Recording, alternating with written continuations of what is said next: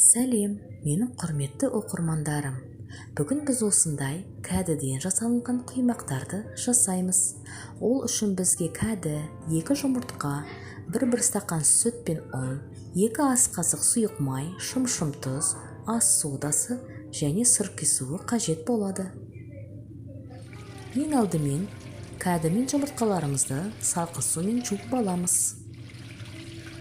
Кейін кәдінің сыртын аршып, кішкентай теркадан өткізіп, үстінен жұмыртқа, тұз және сірке суымен сөндірілген ас содасын қосып араластырамыз.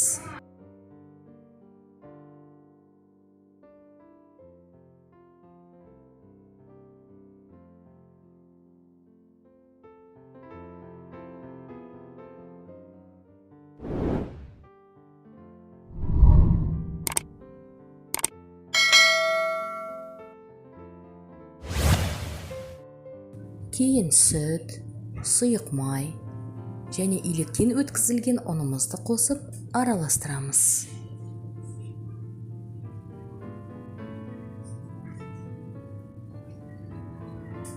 Осындай консистенция шығу қажет.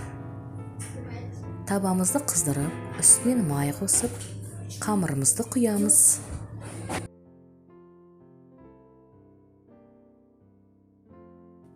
Екі беті қызарғанша барлығын пісіріп аламыз.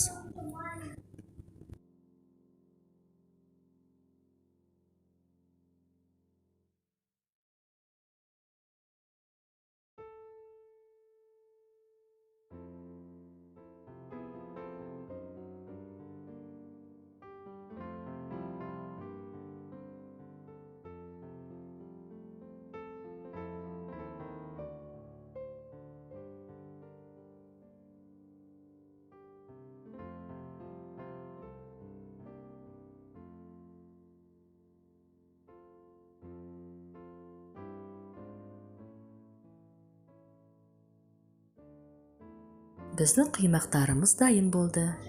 Қонақ келсе, кәді тортын немесе жай ғана ыстықтай қаймақпен отбасыларыңызға, қонақтарыңызға ұсынуға болады.